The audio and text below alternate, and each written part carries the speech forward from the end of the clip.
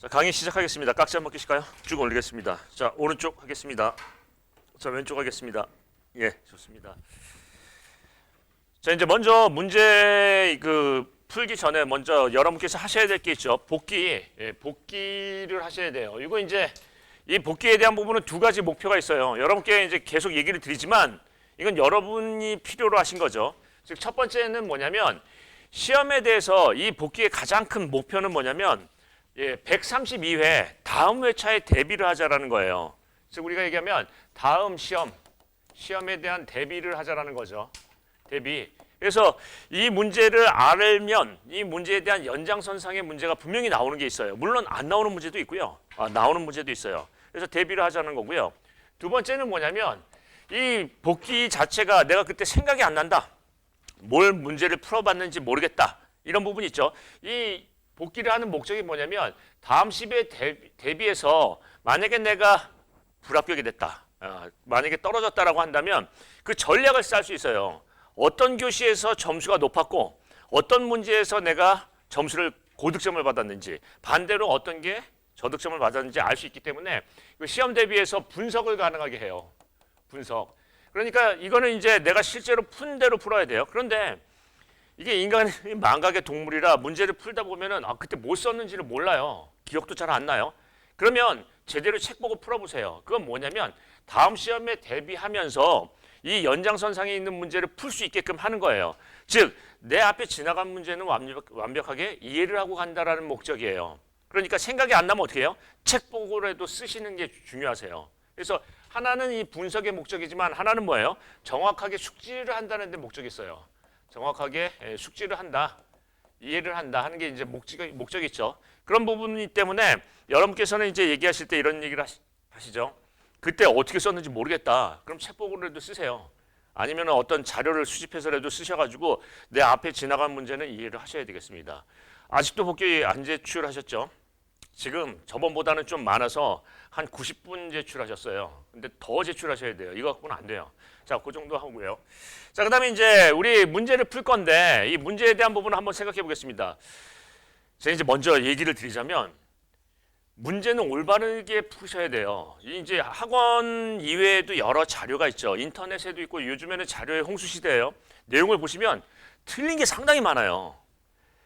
그래서 여러분께서 이제 이 부분을 보시는데 제가 이제 설명을 드리는데 확실하게 이해를 하셔야 돼요. 여러분께서도 이제 이 강의를 들으시면서 이런 생각할 거예요. 저거는 논리적으로 타당하다. 맞는 얘기 같은데? 이런 부분이 있고요. 이거는 아닌 것 같은데? 라는 그런 색안경을 끼고 보셔야 돼요.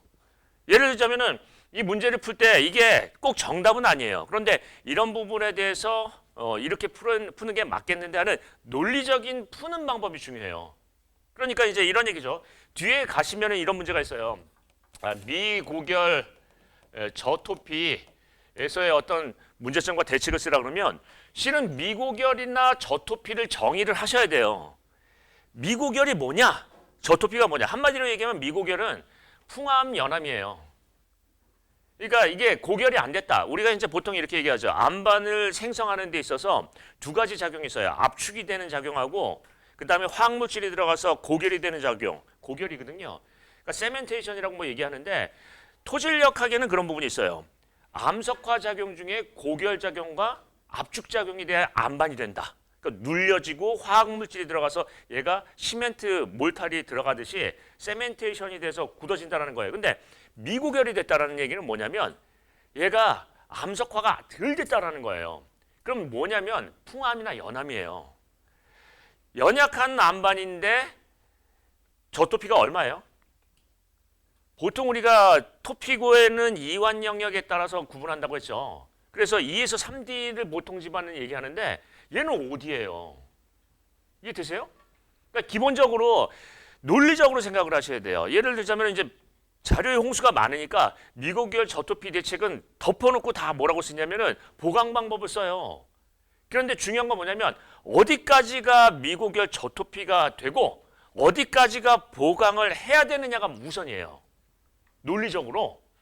여기까지 보강을 해야지 보강이 되는 거지 그냥 강간다단으로 했다고 해서 되는 건 아니에요. 그러면 이런 문제를 풀 때는 여러분은 논리적으로 가셔야 돼요. 과연 미고결이 뭐냐? 풍암이다. 예를 들어서 그럼 저토피는 뭐냐? 풍화함에서는 5D 정도 된다. 그러면 이 고결에 대한 보강 범위는 얼마냐? 5D는 해야 돼요. 그냥 그 바로 앞에만 하면 되는 게 아니라 하는 거죠. 이 분명히 문제에서 미고결 저토피라고 문제를 냈어요. 그냥 이렇게 시험 문제를 냈어요. 안반 터널 안반에서의 보강 방법 이렇게 내면은 아무렇게나 써도 상관은 없을 수도 있어요. 근데 질문 요지에 분명히 미고결 저토피라고 하면 미고결 저토피를 먼저 정의를 해놓고 거기에 대한 보강 범위를 얘기하고 들어갔어야 돼요. 제가 매번 얘기하죠. 여러분께서는 논리적인 접근 방법이 부족하세요. 그걸 트레이닝을 해야 돼요. 그렇게 되는 게 맞죠. 근데 여러분 이제 그 어떤 이제 자료들을 한번 보세요. 예를 들자면 이것도 학원이 이제 저희만 있는 것도 아니고, 그리고 예를 들어서 이제 이거를 뭐 유튜브에서도 다루고 뭐 이제 하는 사람들도 많이 있어요. 근데 그런 걸 한번 가만히 보세요. 그 문제가 뭐냐면 접근 방법이 틀렸어요. 그냥 보강으로 바로 들어가면 안 되고요. 먼저 논리적으로 정의를 하고 들어갔어야죠. 그래서 이제 제가 드리는 얘기는 뭐냐면 남의 얘기를 듣지 마세요. 학원의 얘기를 들으시고 그 다음에 또 하나는 뭐냐면 논리적으로 생각하는 능력을 기르셔야 돼요. 아, 이게 먼저 미고결이라는 게 뭘 의미하는 건지, 저토피가 뭘 의미하는 건지를 먼저 생각하고 보강 방법을 제시했어야 돼요. 그거를 정의를 먼저 내렸어야죠. 자, 이런 얘기죠. 대상을 특정해야 대책이 나오는 거지 대상이 뭔지도 몰라요. 근데 어떻게 대책이 나와요? 대상을 특정을 해야 확실한 대책이 나오는 거지 그 대상 자체가 없어요. 대책을 수립할 대상 자체가 없어요. 그럼 대책이 안 나오는 거죠. 이해되시죠? 그래서 정확하게 하시는 게 중요해요. 책에 있는 게 아니라 정확한 게 중요해요. 자, 그래서 첫 번째 뭘 한다? 정확하게 인지를 한다. 하게 인지, 숙지를 한다 하는 거고요. 두 번째는 뭐냐면 논리적인 서술을 한다는 거예요. 논리적인 서술. 이거를 그냥 쓰는 게 아니라 아니 이 논술형 논문형 문제가 자체가 논리적인 서술이에요. 논리적인 결론 도출을 보는 게 이 논문의 가장 기본이에요. 그러니까 지 멋대로 쓰는 게 아니에요. 논리적으로 이런 문제에 봉착했을 때는 어떤 식으로 논리적으로 접근하느냐 하는 그 논리적인 기술사적인 어떤 그 판단 방법, 기술사적인 판단을 보려고 하는 거죠. 근데 그게 없다라고 한다면은 붙일 수가 없죠. 이해되세요? 정답이 없는 거예요. 자, 그 다음에 그렇게 얘기를 꺼낼 수 있고요. 그 다음에 이제 얘기할 건 뭐냐면 여기서 이제 하나 더 얘기하자면 실무상의 개선책이에요. 개선. 이게 무슨 얘기냐면 모든 게 문제는 그냥 나오는 게 없어요. 이게 문제가 뭐냐면 이게 중요한데 현실에서는 안 된다라는 게 핵심이에요. 아니 당장에 이제 ATBIM도 있는데 이 ATBIM이 중요한 게 아니라 이 ATBIM이 우리는 아직 머나먼 얘기예요. 우리 그 국토부에서 BIM에 대한 부분에 이제 지침이 나왔어요. 지침 나온 거 아시죠? 우리 강의를 하고 특강도 하고 했었죠. 그 지침이 몇 D까지 나와 있나요? 5D예요. 그러면 동남아 싱가포르나 아니면 미국은 몇 D 이상이에요? 6D 이상이에요. 그러니까 이게 입찰이나 이런 조건에서는 우리는 5D만 하면 되는데 다른 데는 벌써 이게 차원이 다 다르죠. 그러니까 이런 부분에서 활성화 방안 자체를 얘기를 언급을 해야 돼요. 지침 자체도 5D가 아니라 8D, 6D, 7D, 8D 이렇게 넘어갔어야 돼요. 이해되시죠? 그런 얘기가 나와야 돼요. 그래서 여기 이제 내용을 보시면 먼저 공부를 할 때 여러분께서는 논리적인 결론을 내는 것을 생각을 하시고요. 자, 세 가지만 보십니다. 자, 먼저 정확하게 인지를 한다. 뭐 대단한 거 아니에요. 정의만 제대로 인지를 하는 거예요. 이게 이제 굉장히 웃기는 게 뭐냐면 뭐 큰 내용을 보는 게 아니라 정의부터 내리는 거예요. 아까도 얘기했듯이 미고결, 저토피 하면 미고결이 뭐냐? 예를 들어서 암반 분류를 했을 때는 미고결은 경암이냐, 보통암이냐, 연암이냐 이 고결에 대한 부분을 먼저 정의를 내리고 저토피는 그럼 어디까지 가느냐 하는 정의부터 내렸어야 돼요. 이 대상을 특정을 해야지 그 답안을 쓸 수가 있는 거거든요. 근데 이게 뭔 내용인지 모르고 인지를 못해요. 그럼 못 푼다라는 얘기죠. 근데 대부분의 이제 답안에 대해서 제가 강의를 해서 우리 학원에서 기술사들이 많이 배출이 됐죠. 그분들도 이제 막 뭐라고 얘기를 하더라고요. 근데 논리적으로 얘기를 하셔야 돼요. 그냥 이거는 뭐 이거 계측 쓰면 되죠. 이런 얘기가 아니에요. 이해되세요? 그래서 자, 첫 번째 정의를 먼저 머릿속에 숙지를 한다. 그다음에 두 번째, 논리적으로 결론 도출한다. 즉 논술에서는 결론 없는 논술은 없어요. 이게 제일 중요하다. 결론을 내야 돼요. 그죠? 논문에서 결론 없는 논문 보셨어요? 논문 자체에 결론이라고 벌써 나와 있죠.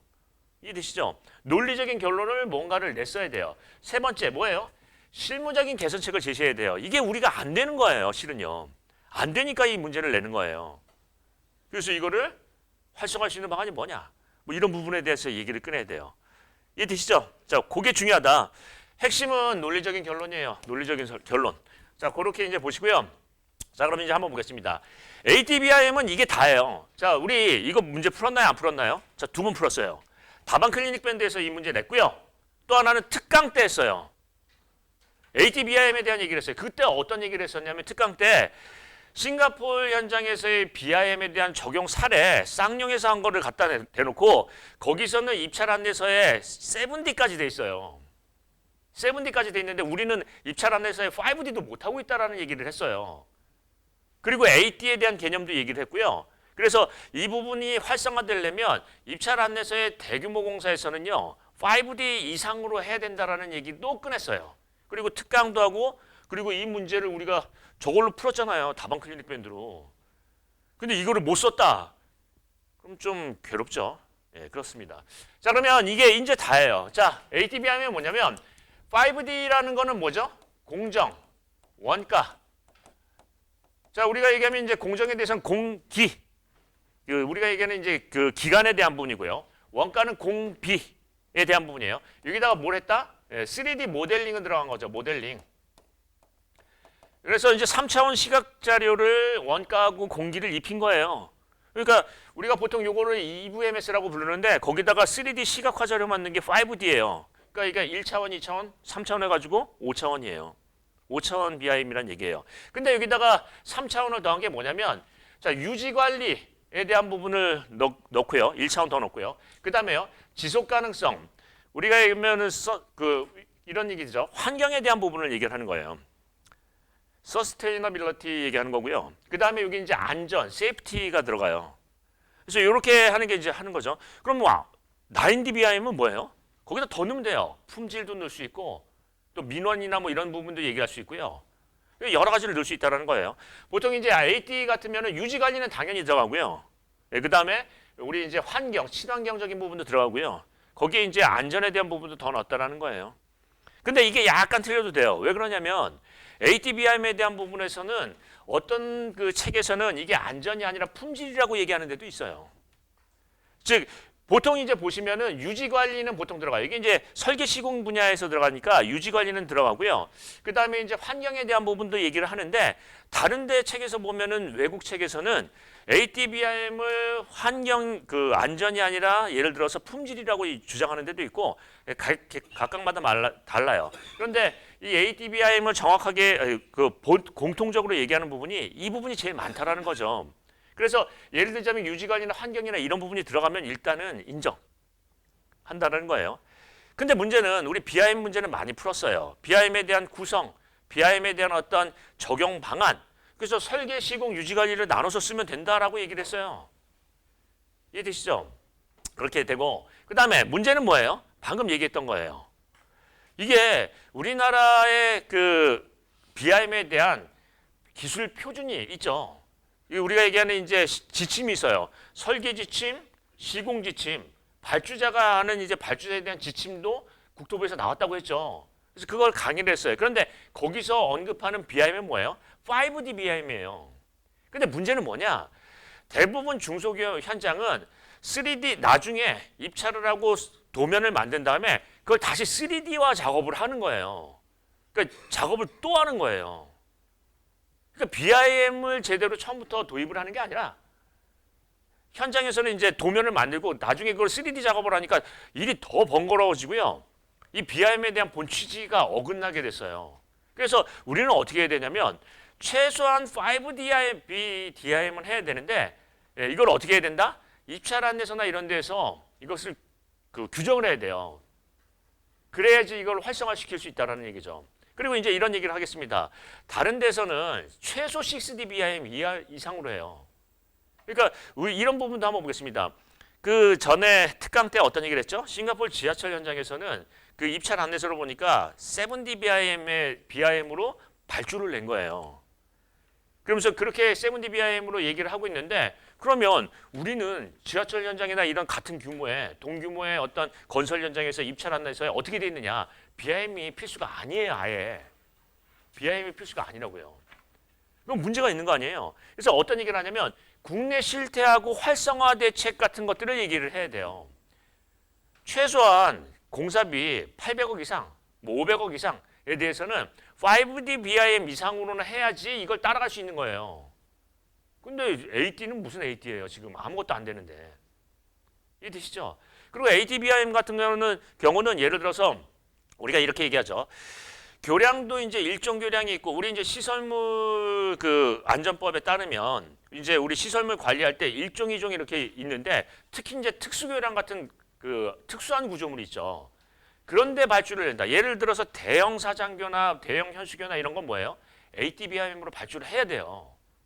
그렇게 해야 유지 관리나 이런 부분에서 효율적으로 관리할 수 있다는 거죠. 그런 언급이 있어야 돼요.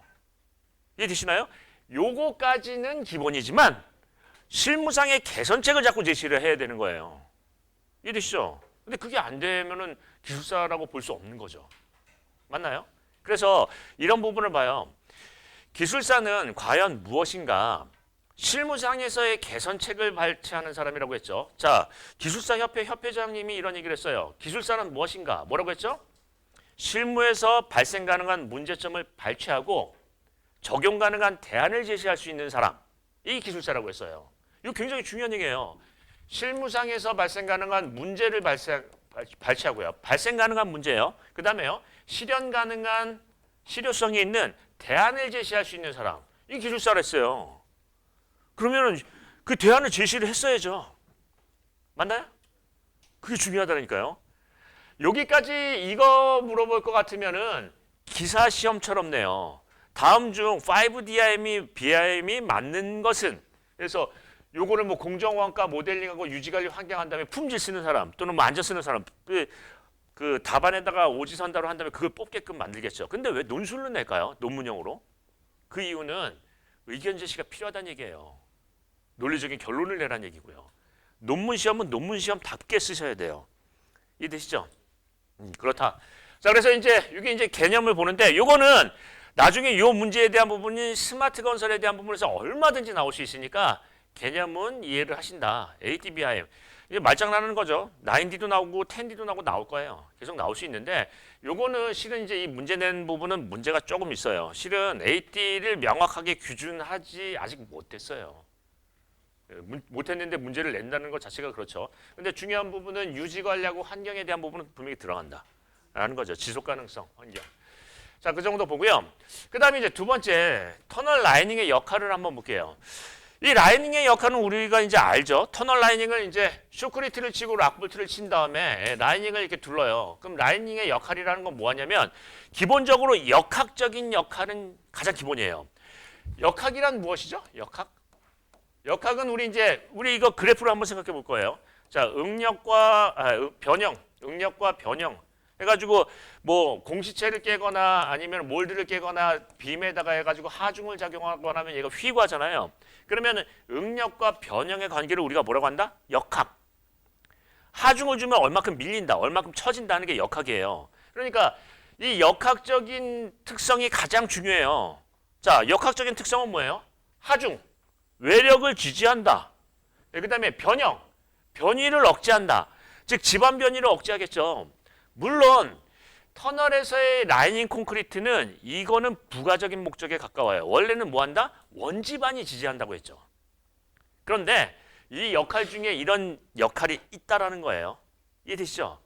자, 그러면은 이제 외력을 지지하고, 즉 이 외력이라는 거는 이 굴착을 하면 이만큼이 이완이 되니까 이완 범위 내에서 하중이 쏟아질 거 아니에요. 그러니까 상부 이완 하중을 지지하는 거예요. 실은 근데 그거는 원지반이에요. 이해되시죠? 그 다음에 이제 변이를 억제해요. 과다 변이가 나면 얘를 억제하는 효과를 한다라는 게 있고요. 그 다음에 이제 지보, 내부에 쇼크리트나 락볼트가 있는데 쇼크리트가 풍화가 방지가 되거나 이런 것들을 목적으로 해요. 그러니까 역학적인 부분이 힘이나 변형에 대한 부분을 보호한다. 이해되시죠? 그 다음에 부가적인 부분 또는 일반적인 부분은 뭐냐면 방수. 또 얘가 누수가 안 되면은 안이 습기가 없으니까 쾌적하죠. 쾌적한 환경. 또는 시인성, 뭐 여러 가지 시설물의 보호 이런 거예요. 전기선이 들어가고 하면은 그게 이제 젖으면은 합선도 일어나고 뭐 여러 가지 문제가 생기니까 그런 시설물의 보호 목적도 있어요. 이게 부가적인 목적 또는 일반적 목적이에요. 이해되시죠? 그러면 자 한번 보겠습니다. 이 역할을 왜 물어봤을까요? 역할이 안 되니까 하는 얘기예요. 방수 기능이 안 되거나 하중에 대한 저항 기능이 안 되거나 뭐가 문제가 있으니까 이런 문제를 언급을 하는 거죠. 그럼 이걸 어떻게 푸냐면 기본적으로 역할, 목적 이런 얘기를 쓰고요. 거기에 대한 요구 조건, 품질 관리 기준 이런 얘기를 쓴다고 했죠. 우리가 이제 어떤 재료적인 부분에서 문제가 나오면 어떻게 된다? 기능이 있어요. 역할. 이 기능을 만족하기 위한 뭐요? 요구 조건이 있고요. 요구 조건을 만족하기 위한 품질 기준이 있다고 했죠. 그래서 품질 관리를 하는 거예요. 이해되시죠? 그래서 이런 식으로 내용을 쓸 수 있다는 거예요. 역할을 쓰고 그 다음에 거기에 대한 역할을 만족하기 위한 요구 조건을 쓰고 그 요구 조건에 대해서 예를 들어서 수밀성이라고 한다면 수밀성을 하기 위한 품질 기준은 뭐냐? 물결합 제비가 얼마냐? 뭐 이런 거 얘기하는 거예요. 50% 이하 뭐 이런 거 예를 들자면 이해되시죠? 그러니까 대제목은 그렇게 잡을 수 있어요. 요구 조건, 품질. 근데 한번 보겠습니다.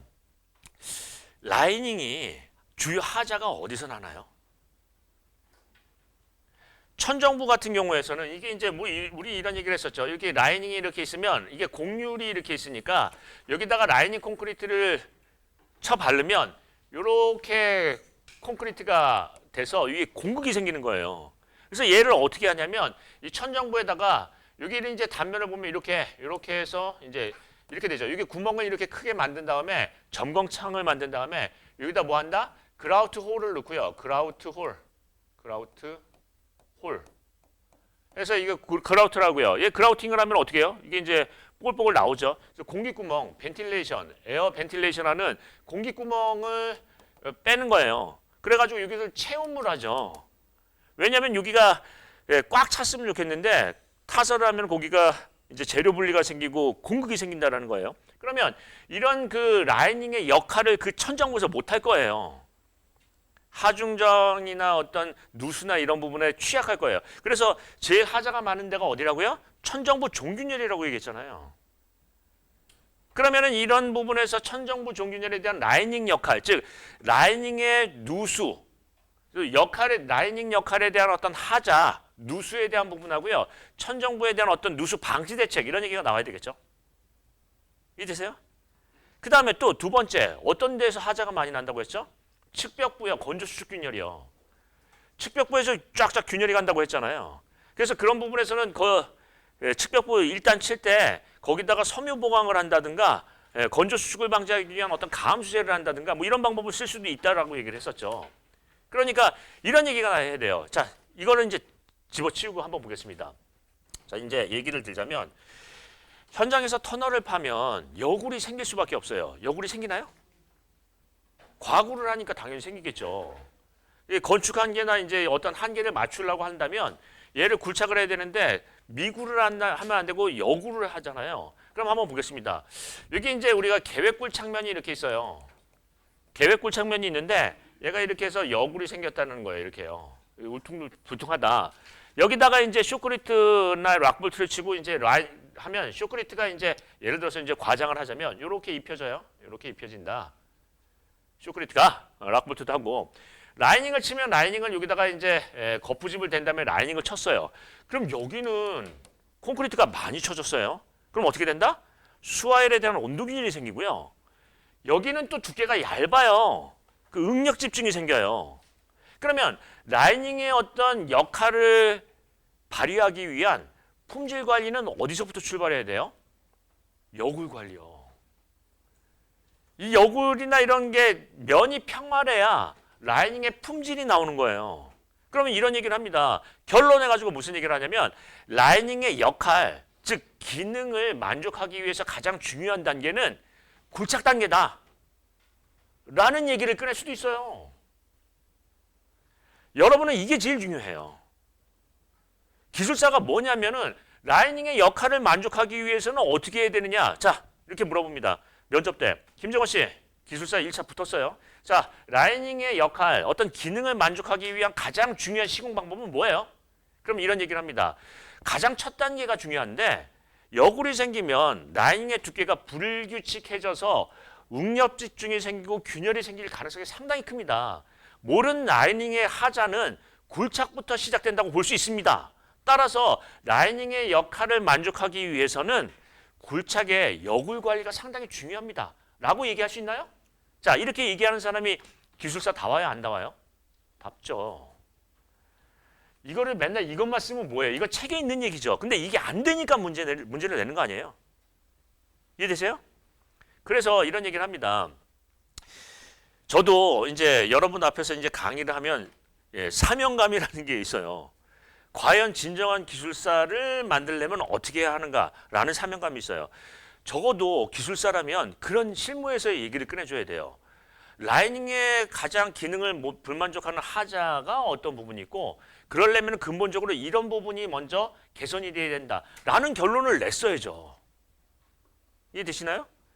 그런 얘기는 여러분께서 더 잘 내세요. 실은 실무에서 그런 얘기를 맞닥뜨리고 여러 가지 것들을 해오고 계시기 때문에 또 실무를 안 하시더라도 조금만 관심이 있으면 그런 얘기를 할 수가 있어요. 근데 그런 트레이닝을 안 하고 그냥 책만 외운다라는 거죠. 예를 들어서 시험 문제 이 역할을 좀 몰랐어요. 예를 들어서 외력을 지지한다, 방수 기능이다 이 두 개뿐이 못 썼어요. 그래도 결론을 제대로 내면 점수가 높아요. 이게 이런 시험이에요. 이해되시죠? 그래서 앞으로 어떻게 얘기한다? 답은 어디서 찾는 거예요? 현장에서 찾으셔야 돼요. 라이닝의 역할을 불만족하는 어떤 하자 유형하고요. 거기에 대한 개선 대책을 제시를 했어야 돼요. 이해되시죠? 그래서 앞으로 공부하실 때도 그렇게 해요. 이렇게 공부하시면 공부가 또 재밌기도 하고 또 이해도 빨라요. 그리고 고득점을 맞을 수가 있어요. 그러니까 모든 해결책은 어디서 찾는다? 현장에서 찾으셔야 돼요. 이론 책에서 찾는 게 아니에요. 책은 하나의 가이드 지침서일 뿐이에요. 책이 정답이 아니고요. 가이드를 주는 거고요. 현장은 변화무쌍해요. 그러니까 현장에서의 대책을 얘기를 하셔야지 책에 있는 얘기를 쓰시면은 이건 기사 취급을 받는다고요. 점수가 항상 이런 얘기를 많이 하죠. 아, 내가 시험을 공부를 열심히 했는데 왜 항상 50점대에서 머무느냐. 기사 같으니까요. 책만 얘기를 많이 하시니까요. 그런 부분이죠. 그래서 논리적으로 결론을 내세요. 그럼 이런 얘기를 해야죠. 김정원 씨, 라이닝의 역할을 불문적하는 어떤 하자에 대한 대책이 뭐가 제일 중요할까요? 하면 거기에 대한 결론이 있어야 돼요. 이해되시죠? 역을 관리도 얘기를 꺼낼 수 있어요. 그래서 이런 얘기 많이 하잖아요. 역을 많이 생기면 이거 하자 많이 생기죠. 균열도 많이 생기고요. 요거 면이 평활해야지 아니 라이닝의 두께가 일정해야지 울퉁불퉁하면 문제가 있는 거 아닌가요? 만약에 생각을 해봐도 이완하중이 작용하면 이런 데 다 집중하는 거 아닌가요? 이런데? 그럼 여기에 그 어떤 구조적으로 문제가 생기는 거 아닌가요? 그런 얘기죠. 그래서 그런 부분에서는 얘가 제일 중요한 건 라이닝의 어떤 두께를 확보하기 위한 굴착 방법이 중요하다. 평활해야 된다. 이런 얘기를 끌을 수가 있겠죠. 근데 우리는 그런 걸 생각을 안 하고 한다라는 거죠. 그래서 이런 부분이에요. 기술사는 논리적인 결론은 수천 가지, 수만 가지가 돼요. 근데 이제 핵심은 뭐냐면 그 논리적인 결론을 낼 수 있느냐 없느냐를 보는 거예요. 이해되시죠? 그러니까 이런 게 물어보세요. 역할을 만족하기 위한 가장 근본적인 대책이 뭡니까? 라는 답안이 나왔어야 돼요. 이해되시죠? 그래서 앞으로도 그런 얘기예요. 자, 그 다음에 세 번째. 요거는 우리 적중 문제죠. 이거 그대로 나온다고 했죠. 이거 제가 왜 나온다고 했죠? 국토부에서 저거 보도자료 나왔다고 했잖아요. 활성화한다고. 그러니까 이거 이번 시험에 안 나오면 저랑 내기할까요? 이런 얘기도 했었죠. 자, 이제 한번 보겠습니다. 요거는 요 그림이 하나가 다예요. 여기 이제 가상세계가 있어요. 이건 이제 거기 국토부 보도자료죠. 가상세계 또는 가상객체가 있고요. 그 다음에 실물세계, 실물객체가 있어요. 네, 세계가 있어요. 그러면 여기 어떻게 하냐면 얘를 인풋, 여기 이제 데이터를 입력을 해서 여기 이제 뭐 예를 들어서 뭐 3D 모델링도 있고 여러 가지 이제 데이터 자료가 있는데 이거를 인풋, 여기 이제 어떤 거동 데이터나 뭐 계측을 해서 하는 거동 데이터나 유지 보수 데이터나 데이터를 입력을 하고 이 데이터를 입력을 한 다음에 어떻게 해요? 얘를 돌려요. 시뮬레이션을 해요. 시뮬레이션을 하면은 이게 향후에 어떻게 되는지 하는 거동을 예측을 할 수 있어요. 피드백을 할 수 있다 하는 거예요. 피드백을 할 수 있다는 거예요. 그래서 이걸 어떻게 하냐면 디지털 트윈은 설계 단계에서는 예를 들자면 뭐예요? 먼저 철근 배근을 쫙 해요. 그리고 거기다가 뭐 관도 쉬스관 같은 것도 묻고 이런 것들을 3D 모델링으로 데이터를 다 하면은 간섭이 생기잖아요.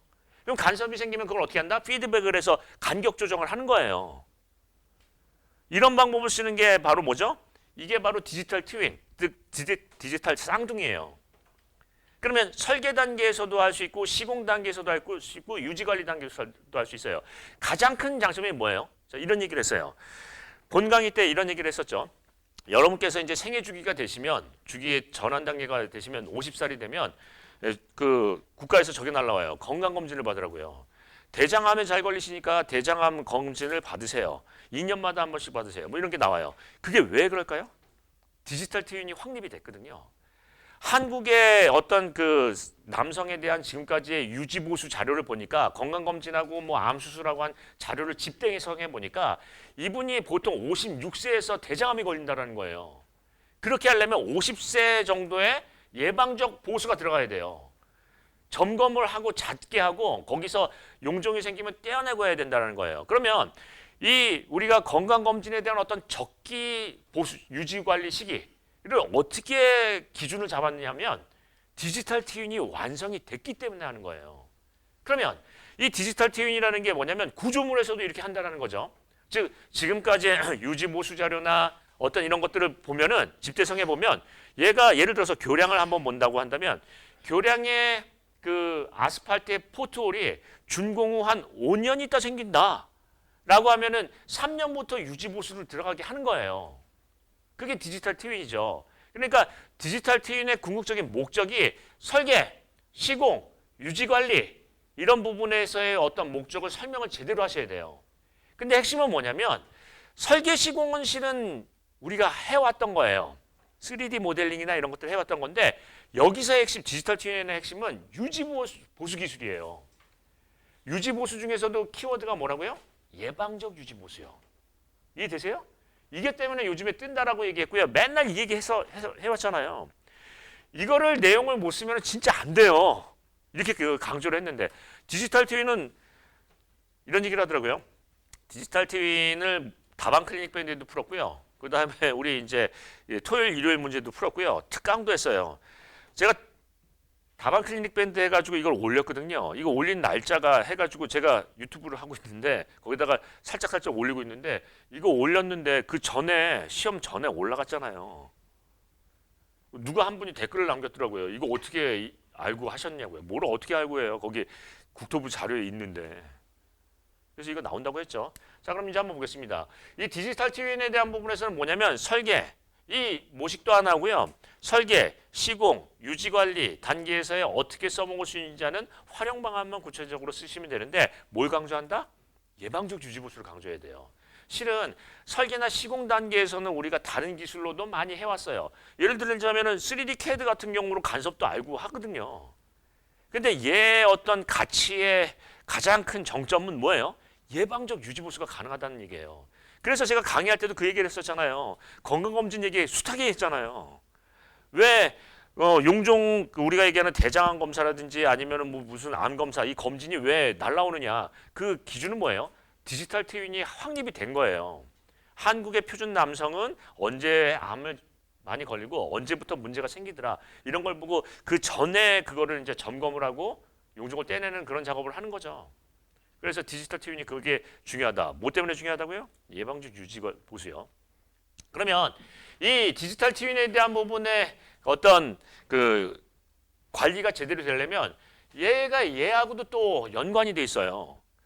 즉 모든 어떤 자료를 ATBIM으로 하고 여기 유지 관리에 대한 부분이 자료가 축적돼야 디지털 트윈이 확립이 돼요. 이게 활성화가 돼야지 확립이 되지 그런 체계가 구축이 안 됐는데 될 수가 있나요? 그러니까 얘네들은 서로 연관된 문제예요. 즉 입찰 안내서에 그런 것들이 나오고 ATBIM 정도까지 즉 유지 관리에 대한 BIM까지가 확립이 돼야 그 데이터가 제대로 나오는 거예요. 아니 어떤 적기 보수할 수 있는 예방적 유지 보수 시기를 그 원 데이터, 제대로 된 데이터가 축적이 돼야지 그걸 결정할 수 있는 거지. 예, 들쑥날쑥한 데이터의 신뢰도가 떨어지는 어떤 데이터, 즉 예를 들자면은 어떤 특별한 데이터만 가지고는 그걸 못할 거예요. 그래서 그러면 어떻게 하려냐면 이걸 활성화시키려면 어떻게 해야 돼요? ATBIM 같은 것을 입찰 안에서 해야 돼요. 특수교나 이런 것들은 중요 구조물은 이해되세요? 그런 결론이 나오는 거죠. 그래서 여기도 역시나 결론을 얘기를 해야 돼요. 꼭 이런 결론을 낼 필요는 없어요. 아니 이런 얘기도 할 수 있어요. 디지털 트윈이라는 부분이 굉장히 생소한데 예를 들자면 교육부터 해야 된다.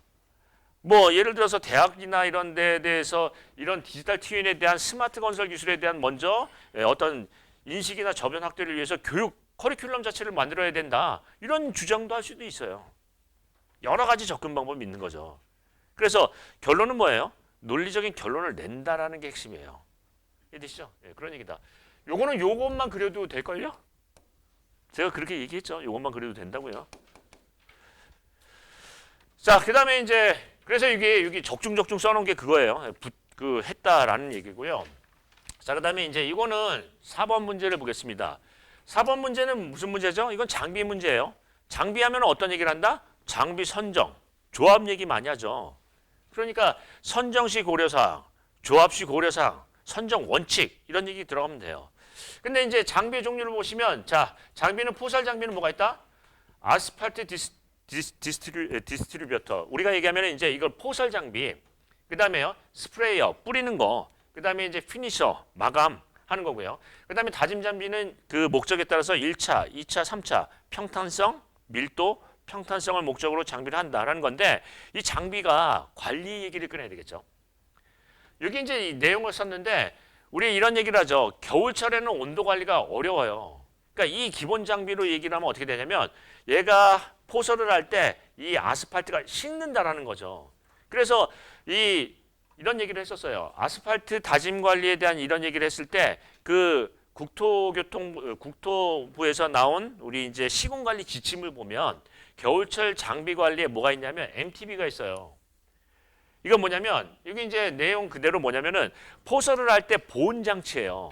하나 보온 장치를 둬서 얘를 바로 해가지고 얘를 식히는 게 외기에 노출하는 게 아니라 보온을 하고 온도를 유지, 약간의 가열을 해서 온도를 유지한 다음에 포설하게끔 하는 게 좋다라고 권고를 하고 있어요. 그럼 어떤 얘기를 하냐면 이 장비에 대한 부분을 얘기할 때 이 특수 장비 얘기를 언급을 할 수 있어요. 즉 어떤 얘기를 한다? 겨울철, 하자가 많이 나는 겨울철에서의 어떤 장비의 조합 얘기를 꺼낼 수가 있다는 얘기죠. 이 문제는 또 나올 거예요. 또. 왜 그러냐면 겨울철에 대한 이렇게 나올 거예요. 겨울철에 대한 아스팔트 온도 관리 이렇게 얘기할 거예요. 다짐 온도 관리.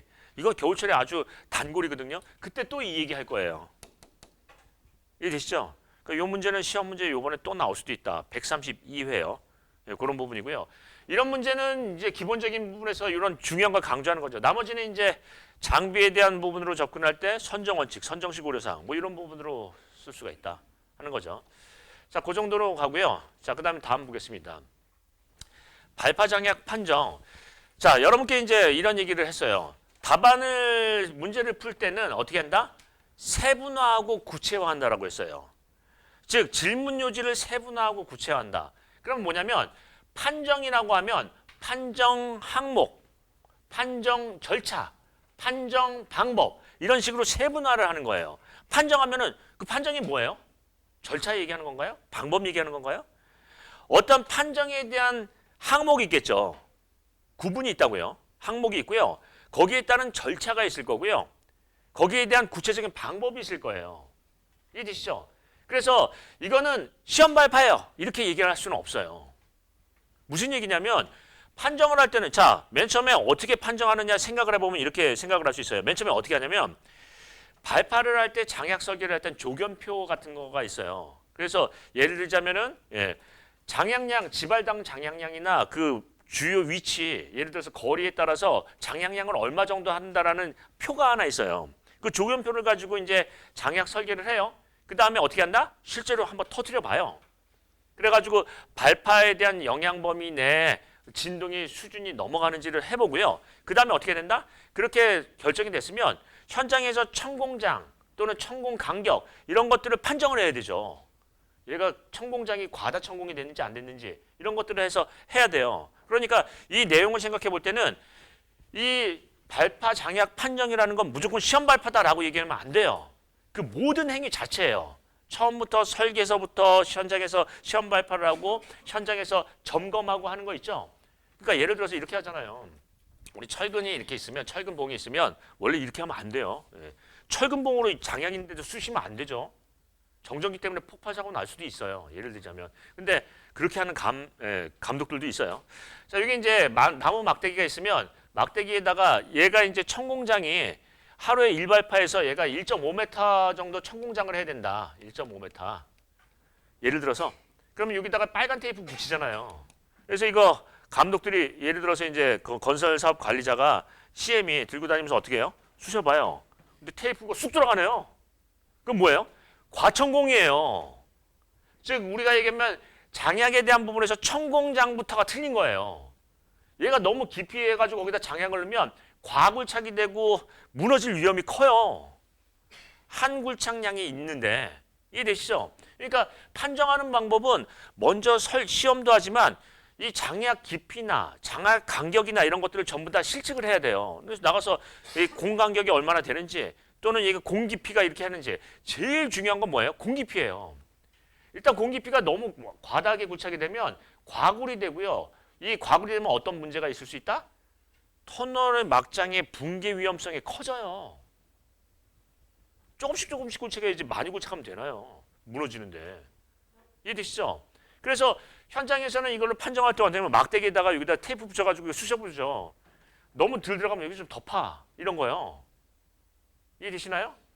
그래서 그런 부분 얘기를 하고요. 그 다음에 이 판정에서 이제 중요한 부분은 뭐냐면 한막장을 발파를 했어요. 근데 불발 장약도 있어요.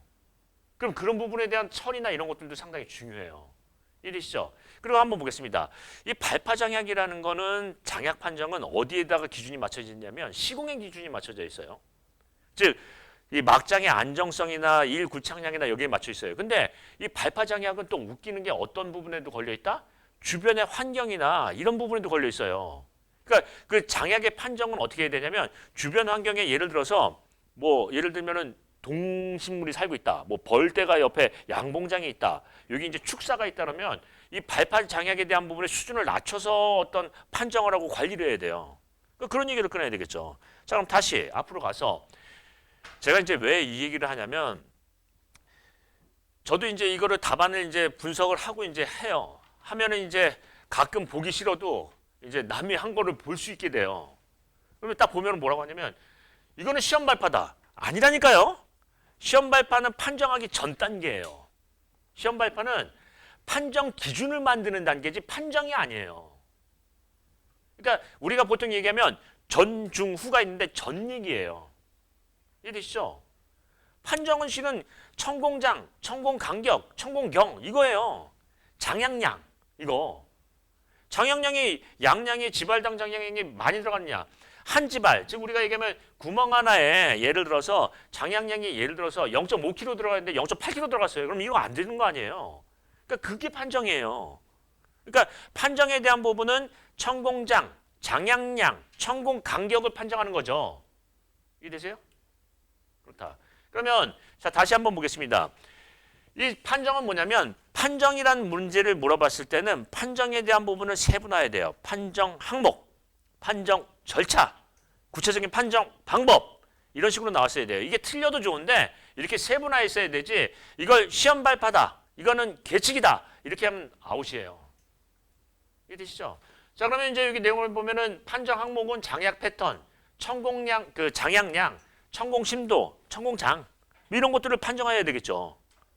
그렇게 하려면 어떻게 되냐면 먼저 현지 조사를 해서 암질에 대한 부분이나 이런 것들을 조사하고 또 예를 들어서 이격 거리가 주변에 얼마나 되는지 조사라고 해서 사전 조사한 다음에 시험 발파를 해서 발파 패턴을 결정해야지 그 기준이 설정이 된 거예요. 판정 기준이. 그 다음에 이제 이 방법은 뭐냐면 조견표를 가지고 장약량을 결정하고 한 다음에 실제로 판정은 어떻게 해요?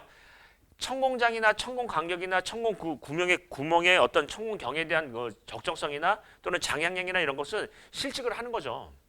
그래서 판정을 해야 돼요. 이해되시죠? 근데 이제 문제는 뭐냐면 여기도 이렇게 써놨어요. 뭐라고 한다? 생물학적 문제하고 어떤 실무 개선. 이거는 판정에 대한 부분은 뭐예요?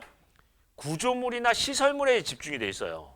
즉 내부의 어떤 터널에 대한 안정성과 주변에 대한 구조물에 대한 안정성이지 생물학적인 영향에 대한 부분은 좀 간과하는 부분이 많아요. 따라서 장애학 판정에 대한 부분은 어떻게 한다? 생물학적인 영향, 즉 예를 들자면은 뭐 양계장 또는 양봉장 이런 부분에 대한 영향이나 어떤 대책을 고려를 충분히 해야 된다는 얘기예요.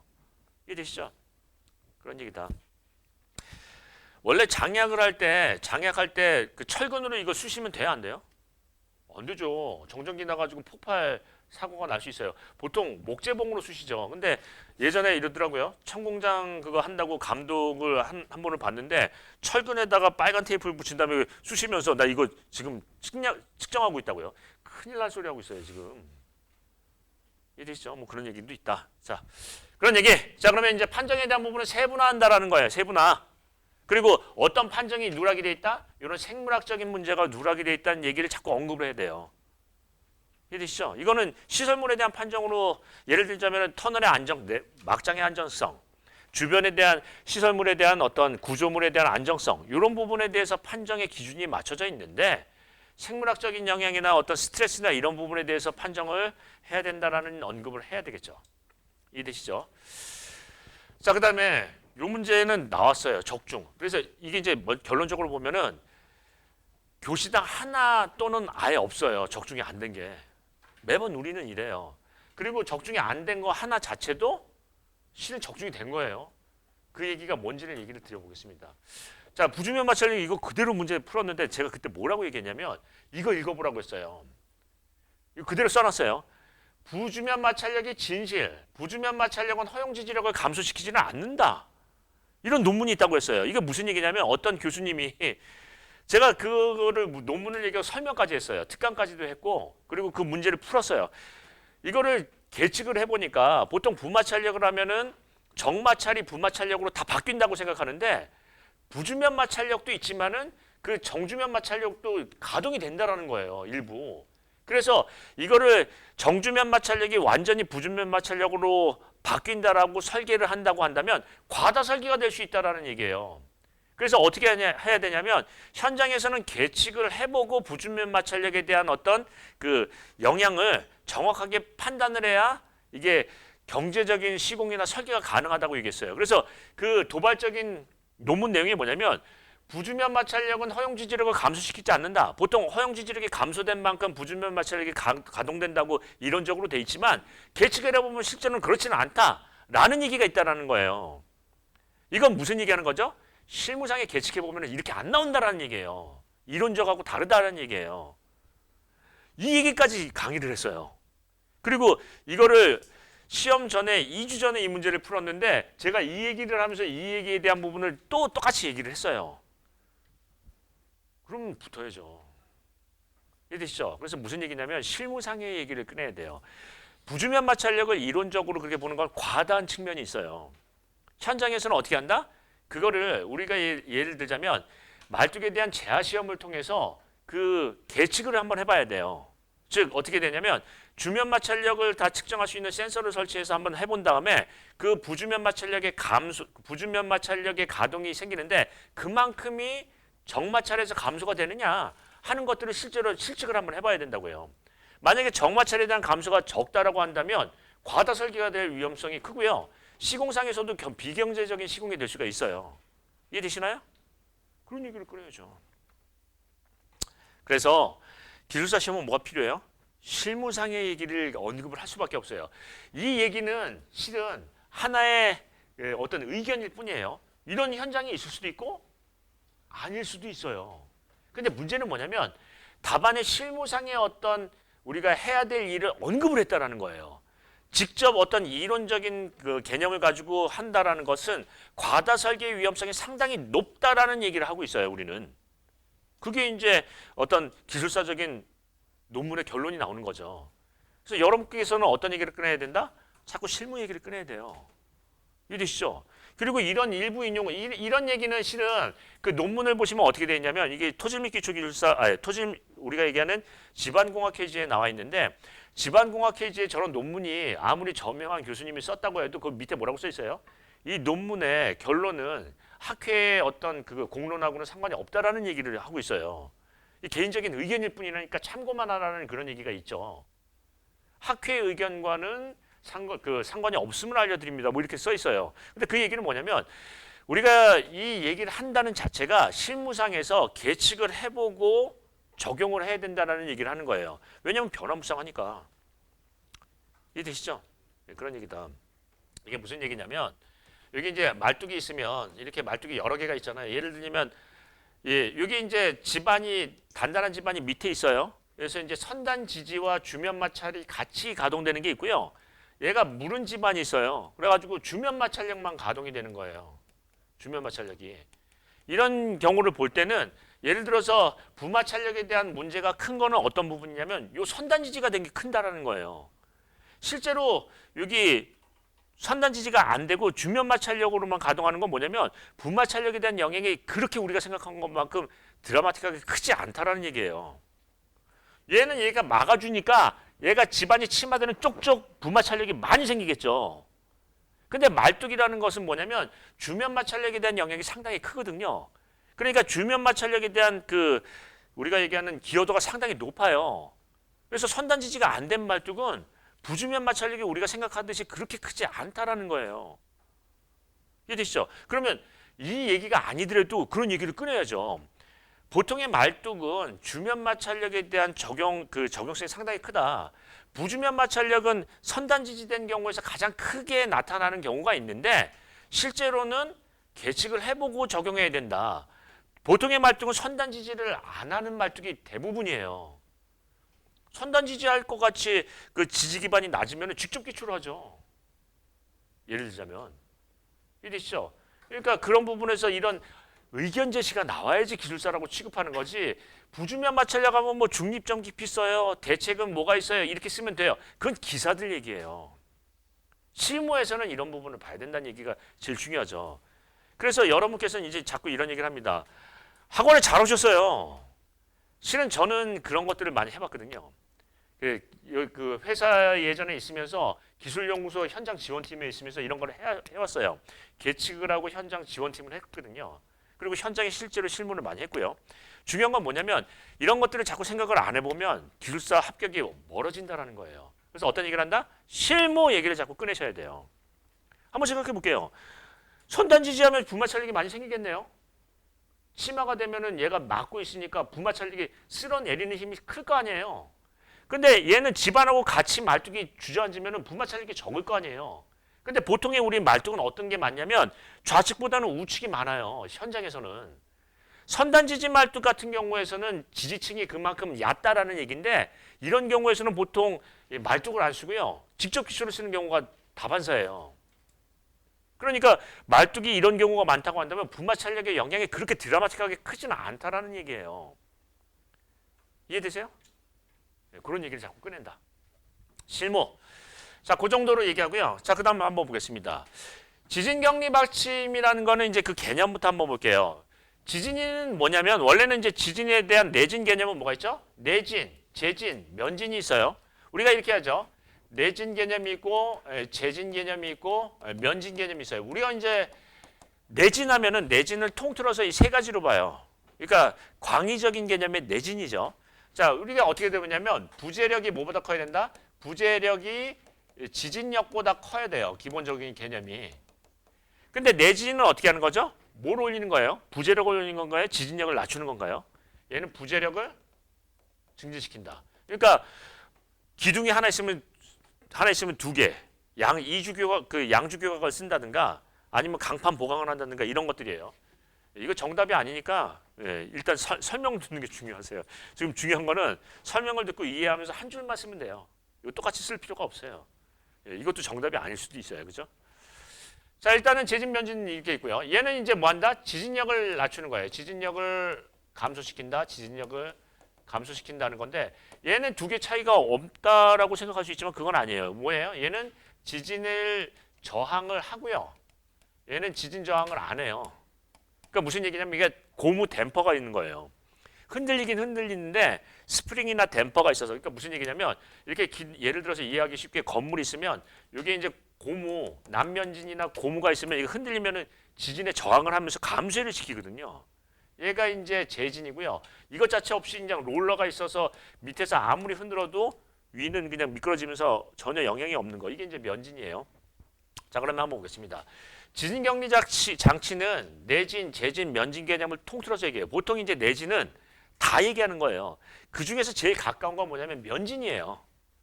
그러니까 보통의 이제 지진 격리 장치라고 한다면 내진 장치, 그 다음에 면진 장치, 그 다음에 이제 재진 장치를 다 포함하는데 면진 장치를 통상 뭐라고 한다? 격리 장치라고 얘기해요. 그러면 이제 뭐냐면 여기 적층 고무 받침은 실은 뭐에 가까워요? 재진. 남면진, 남고 고무 받침은요? 이건 재진에 가까워요. 이해되시죠? 그 다음에 구면 미끄럼 받침 같은 경우는 이거는 뭐예요? 이것도 이제 재진, 면진 사이인데 재진에 가깝고 예를 들어서 이제 뭐 이런 뭐 마찰 포트형 받침 이런 게 유체 받침 같은 건 면진에 가까워요. 이렇게 한다. 근데 다시 한번 보겠습니다. 이걸 제가 몰라요. 종류를 다. 그냥 나는 고무 받침만 안다. 그럼 그것만 쓰셔도 붙어요. 근데 한번 보겠습니다. 지진 격리 장치의 가장 큰 문제점은 뭘까요? 자, 이제 예를 들자면 재진 개념은 여기 이렇게 구조물이 있으면 밑에서 흔든다. 밑에서 흔들면은 얘가 이런 식으로 지진력을 그대로 받아요. 그 대신에 얘 강성으로 버티는 거니까 흔들림이 제일 어떻게 된다? 낭창낭창 한다. 그 다음에 이제 면진 개념은 여기다가 고무 댐퍼를 같은 걸 넣어서 하니까 얘가 하면 이게 좀 흔들림이 좀 적을 거예요. 왔다 갔다 이제 어떤 지진을 감쇄를 시켜요. 감쇄. 근데 면진은 어떻게 되냐면 구조물이 이렇게 있으면 여기다가 롤러를 이렇게 달아서 밑에서 아무리 흔들어도 약간만 수평 이동만 될 뿐이에요. 즉 구조물의 변이가 여기는 작고 여기는 크다. 즉 위가 넝창렁창하는 거하고 다르게 얘는 어떻게 한다? 전체적으로 조금씩 움직이는 개념이에요. 이해되시죠? 그런데 이 지진 격리 장치는 뭐예요? 이 장치 자체가 흔들려요. 그건 뭐냐면 낙교의 위험성이 크다는 얘기예요. 그러니까 뭘 얘기 꺼내야 돼요? 낙교 방지 장치 얘기를 꺼내야 돼요. 밑에서 막 흔드는데 얘는 위는 가만히 있지만 이게 홀라당 빠질 수가 있다고요. 즉 받침이 빠질 수가 있다고요. 그래서 이런 장치는 뭐가 중요해요? 낙교 방지를 위한 전단 키 설치가 중요해요. 그러니까 이런 거를 공부할 때는 그냥 지진 경지 장치의 종류가 중요한 게 아니고 종류, 위치, 설치 시 주의 고려사항 뭐 이런 게 중요한 게 아니라 이런 것도 뭐 기본적인 부분이겠지만 뭘 한다? 과다 변이에 따른 낙교 방지 이런 얘기도 중요해요. 그리고 우리 이거 얘기했을 때 이런 얘기도 했었어요. 이렇게 이제 슬래브가 있고 교자가 이렇게 이제 있어요. 그럼 낙교 방지 장치 전단 키도 설치를 할 수 있겠지만 얘가 어떻게 되냐면 흔들리면 또 굉장히 진동이 크잖아요. 그래서 어떻게 하냐면 여기다 이렇게 우리 이제 그 브라켓을 설치를 하고 그다음에 여기다가 유압 댐퍼나 고무 댐퍼를 하는 거예요. 댐퍼를 이렇게 한다. 그럼 얘가 막 밀리면 어떻게 해요? 감쇄를 시키는 거예요. 감쇄기. 고무 댐퍼예요. 댐퍼, 감쇄기, 댐퍼. 이런 거를 사는 거예요. 이건 뭘 얘기하는 거냐면 과다 변이를 억제한다는 거죠. 재진 개념이에요, 실은요. 그래서 이런 부분 얘기하면 어떤 얘기를 꺼내야 돼요? 낙교 방지 장치 또는 구조물의 재진 대책 이런 얘기가 나와야 돼요. 왜냐하면 상부 구조물이 하부 구조물이 무지하게 흔들리거든요. 하부 구조물이 흔들린다고요. 그러면 홀라당 빠진다 이 얘기죠. 그런 얘기다. 자, 요 정도 할까요? 시간이 이제 됐는데 50분하고 10분 쉬겠습니다. 이게 이제 12시까지 3시간 하게 돼 있으니까 좀 시간이 오버가 됐네요. 쉬었다가 연결해서 할까요? 잠깐만 10분만 쉬었다 하겠습니다.